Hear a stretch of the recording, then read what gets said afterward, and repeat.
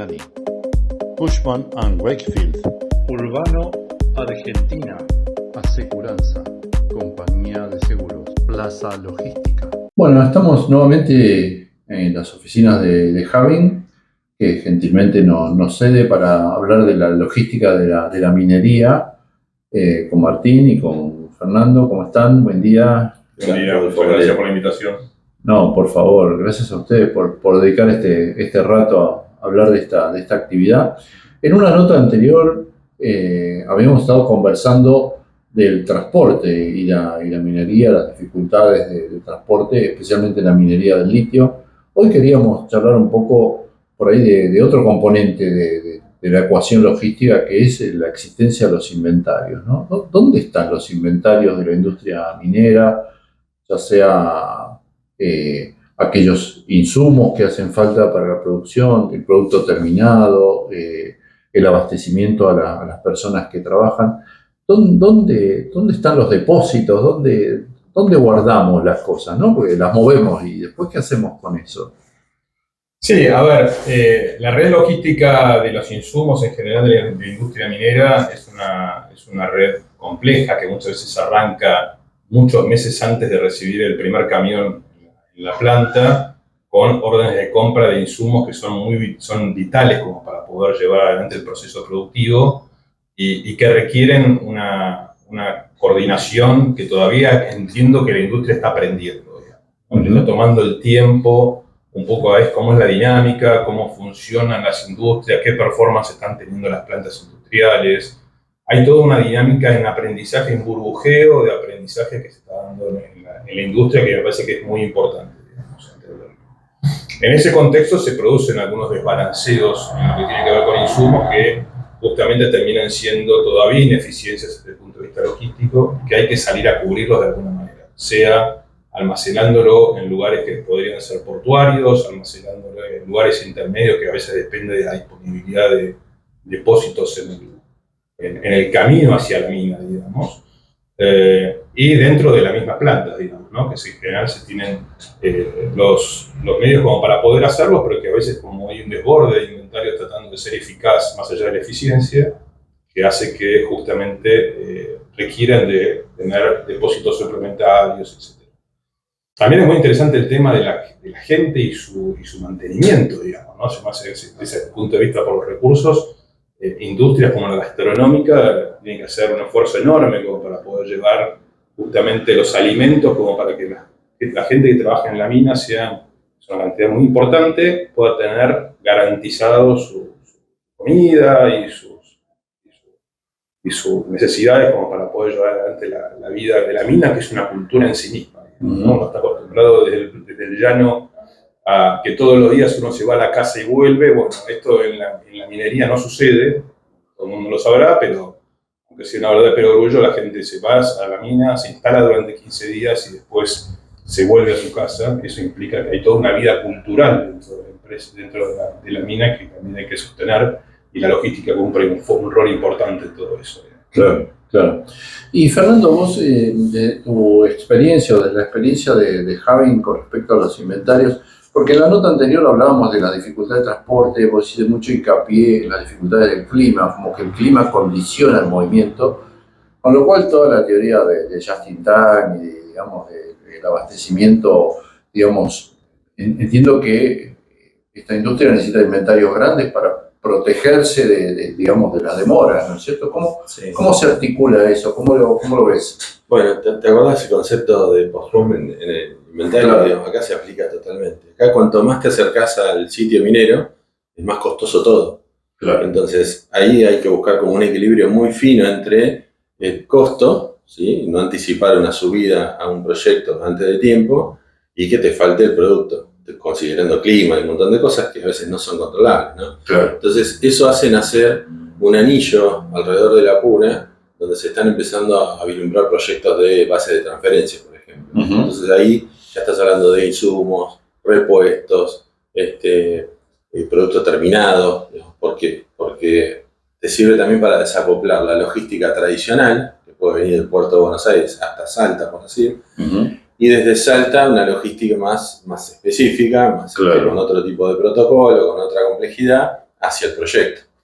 Entonces, en el fondo estamos hablando del manejo eficiente de un inventario, el tiempo correcto, que no es just in time, sino cuándo tiene que estar ese producto ahí, teniendo en cuenta variables que son incontrolables, como el clima, y desacoplar dos logísticas totalmente diferentes. La tradicional de ruta, de la ruta minera, con todo lo que venimos hablando, ¿no? Claro, claro.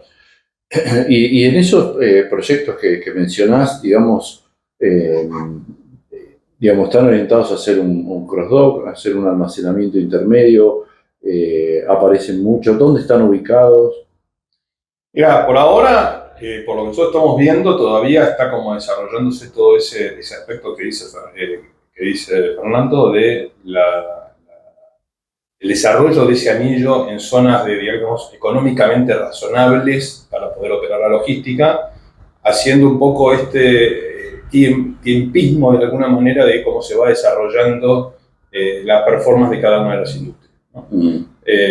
Hoy se ve en Salta, en Jujuy, por ejemplo, para la industria del litio, se ve un desarrollo muy grande de lo que tiene que ver con almacenes y demás, dándole apoyo a la empresa, al transporte de larga distancia en el plano, si se quiere de alguna manera, justamente como base de transferencia, como para poder después subir con transporte más especialista relacionado con el tema de la altura, con el tema de la potencia que tienen que tener los camiones, que es poca cosa, digamos, lo mismo mover un camión de 30 toneladas para moverse en el plano que moverlo para subir 3.000 metros o 3.500 metros, claro, en términos de 500 kilómetros, digamos, ¿no? Claro. Y después, bueno, también el tema de la especialización de los choferes, esto que estén acostumbrados a trabajar en la puna, que es importante, como decían en otra reunión. Es muy importante esto de que los caminos estén preparados como para poder trabajar este tipo de logística. Entendemos que ahí hay una oportunidad para desarrollar urgente, sobre todo el tema del Estado, sea provincial o nacional, porque hoy se están mezclando en algunas rutas el tráfico de la industria de la mina, del litio, con el turismo. Hoy, por ahora, por suerte no está pasando eso, digamos, pero podría llegar a suceder que en este déficit de caminos adecuados como para poder operar, podamos tener algún accidente que involucre el turismo, que en definitiva también es una industria muy importante en general para todas las provincias cordilleranas. Claro.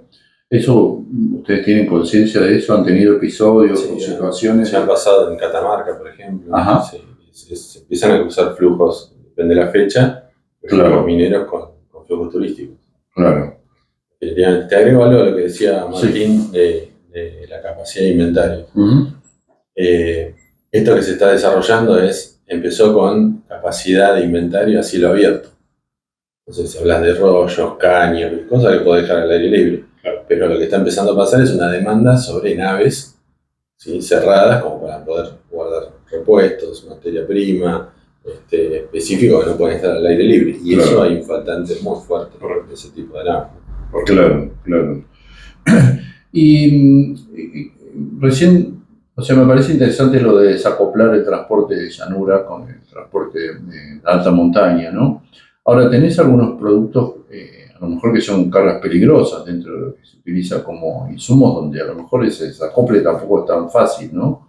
¿Cómo se maneja eso, digamos? Estoy pensando por ahí no tanto en el litio, pero industrias que por ahí necesitan, digamos, componentes químicos que son peligrosos.